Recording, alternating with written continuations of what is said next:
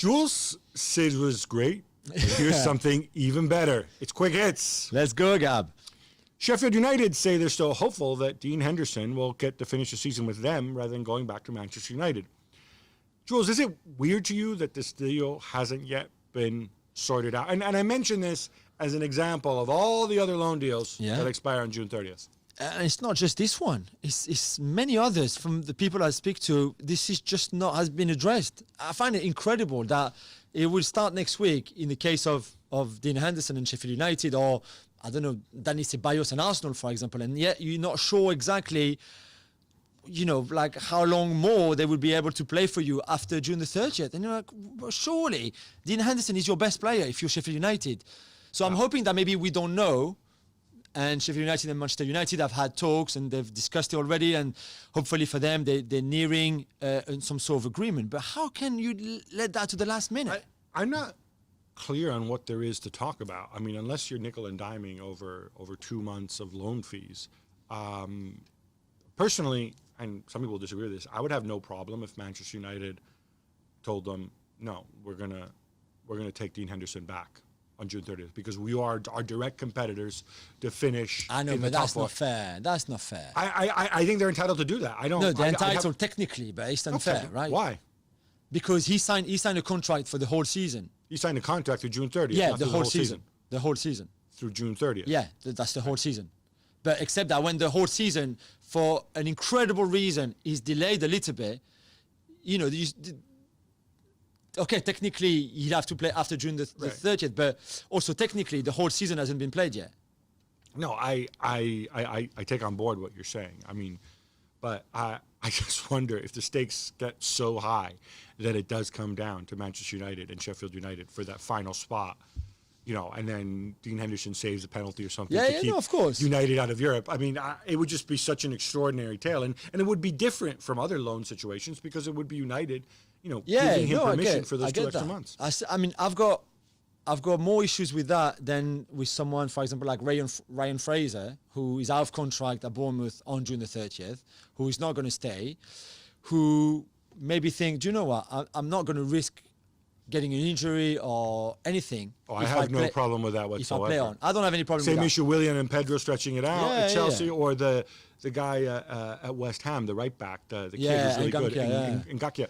I mean, why should he go and risk injury to play another 2 months? I'm with you on that. I've got more issues with something like Dean Henderson and two clubs who don't find an agreement or don't really want to hear each other out on something like that. But here's where I have a problem with it, and I think this is something that they need to consider, is what happens to those guys who are on loan, but you don't want them, right? You'd be happy. Yeah. So I think you either make a rule for everybody and say all loans. That can't happen, right? Right?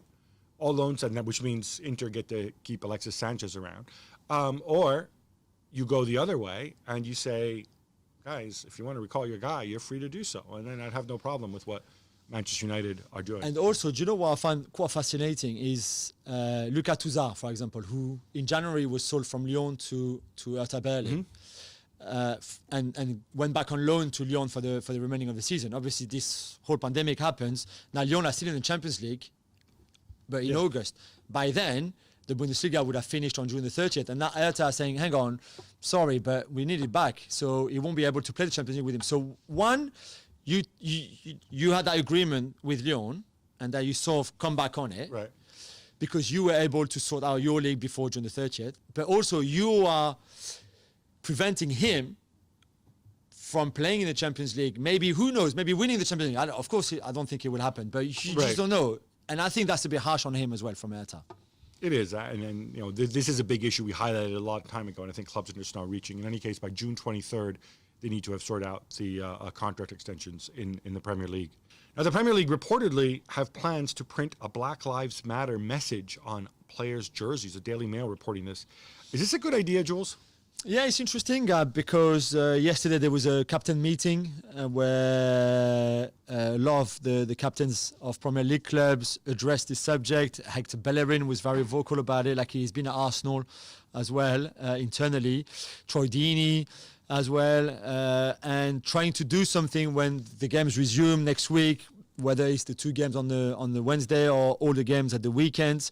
And I think he's right. I think this is a matter, as we've said before already, that is means a lot, I think, to football players. Means a lot, should mean a lot to everybody in the world, but to football players as well. And they want to make their voice heard. They want to transmit their message, and I think that's what they're going to do. We saw yesterday Arsenal playing Brentford at the Emirates in a friendly behind closed doors, and the players, led by Hector Bellerin, asked the club to produce T-shirts with messages, but messages sent by the players. So it was not the club saying, okay, we're going to do T-shirts for everyone. So individual messages. Yeah, individual messages. So Krattis' message might have been different from Aubameyang. Yeah, for example, if Alexandre Lacazette had wanted Gab, I love you on his T-shirt, he could have had that. Right. I mean, Not unfortunately really for you, he Gab didn't. Lives Matter No, message, but he chose Black Lives Matter. Others chose I Can't Breathe. Others chose I'm Not Black, but I Stand With You, which was Hector Bellerin's T-shirt. You know, you could have had anything you wanted that meant a lot to you and that you wanted to express to the whole world. And I think that was very positive. They took a knee as well before the game, and I think we need more of those to keep, the message going and the whole movement going. I agree that obviously this is something that, given the circumstances and given the way that this movement's captured everybody, it's important that players be free to express themselves. I like the idea of having an individual message. I hate the idea of printing this on the shirt or making this into an institutional message, because otherwise it becomes like when they did it with the poppy, here in England to commemorate the war. And Frankfurt did it yesterday. They had Black Lives Matter on their shirt during the game. All of them, same shirt. It becomes a corporate message. Let's not forget that the people which is fine. I mean, look, corporations. It's better than no message, right? That's what we were saying on Monday. Well, it's better than no message, but when you're making every player wear the shirt, you're showing the player with that message. And the player might have his own individual message. And it's important that I think people not feel compelled to do this. And the same thing with the poppies. If you don't have strong feelings about wearing the poppy, but your club gives you, here's your shirt and there's a poppy on it, then you go along with it, right? And without really thinking about it. I think in some ways it cheapens it. Like it's right that corporations and leagues have a message, but I think it should be left to the players to decide how they want to interpret it. And that's why I liked what Arsenal did. And I think they deserve a lot of credit. And you know how much I like what they do, obviously, but I think they deserve a lot of credit for the way they did it. I love this one, Gab. Media in Italy are reporting of showdown talks between Zlatan Ibrahimovic and Ivan Gazidis. Is there much to discuss there? And did he really get as heated as some of Italian media's made it? Gee, I wonder where this story comes from. Look, there's not much to discuss. The dude, and I think Italian media need to get out, Milan fans get off this obsession of, oh my God, what do we do without Ibra? We need Ibra. Ibra was great. He gave you a lift. When he comes back, he's injured right now. When he comes back, maybe he'll give you a lift as well.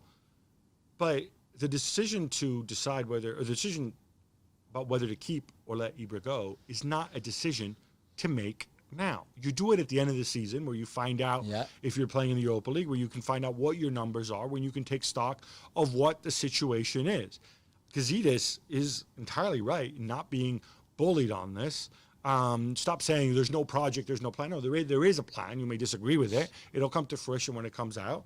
And, frankly, I think certain people are kind of milking this. N'Golo Kante is back in full contact training for Chelsea. How important is this?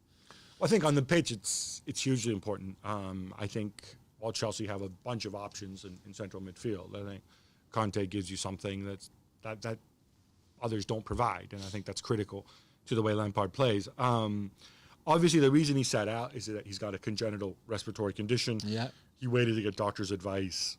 When it gets into doctors and medicine, I have no idea. In fact, many times they have no idea. They just play percentages. Yeah. What's most important is that Kante feels safe out there.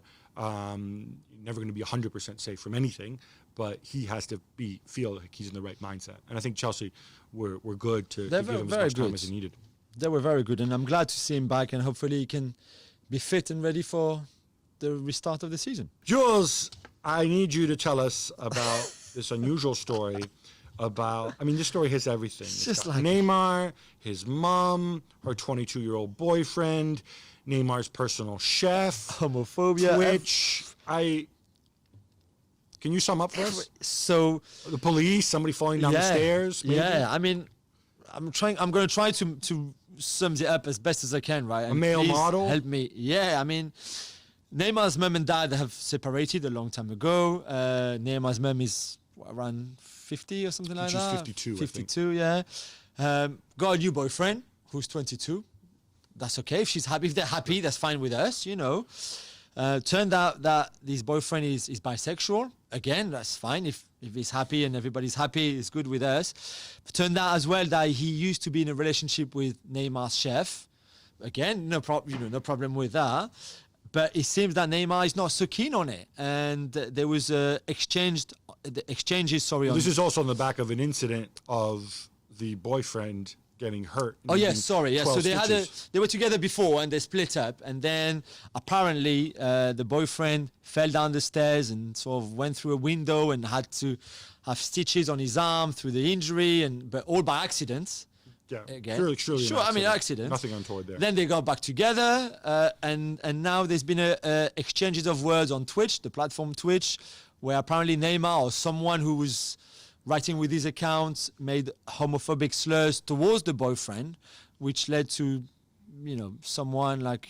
He's facing accusations. Yeah, in Brazil accusation and from investigation from the LGBTQ. police and stuff like that. And it's just like, come on. I mean, I think lockdown is taking its toll on a lot of people now and a lot of situations. And Yeah, it's just it's Neymar again. His name dragged into controversy. I got to say this about Neymar. I mean, first of all, some people would have been, when your mom starts dating somebody who's 6 years younger than you and 30 years younger. I mean, we see it with men, right? There's a little of sexism course. there, right? No, We see people take on second wives who are 30 years younger, but we don't see it so much the other way around.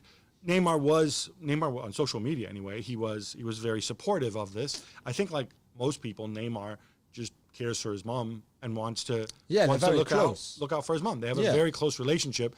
I do think Neymar needs to remember that he is a public figure, and he's obviously surrounded by people, because I think what he said on Twitch was a private conversation, private room with somebody. We're not sure if it's him directly, or what was said on Twitch using his account. Yeah. So again, limit who uses your account and pay attention to the people around you, because clearly there are people who are, as we saw with other incidents with Neymar, who are very quick to take what you think is a private conversation and leak it in public to the media. I just think, obviously, from a football perspective, Neymar needs this like he needs a hole in the head. Yeah, big time. Yeah, he's going to come back to Paris soon, resume training on June the 22nd, and hopefully all that will go away. Thanks so much for watching ESPN on YouTube. And for more sports highlights and analysis, be sure to download the ESPN app. And for premium content and live streaming, subscribe to ESPN Plus.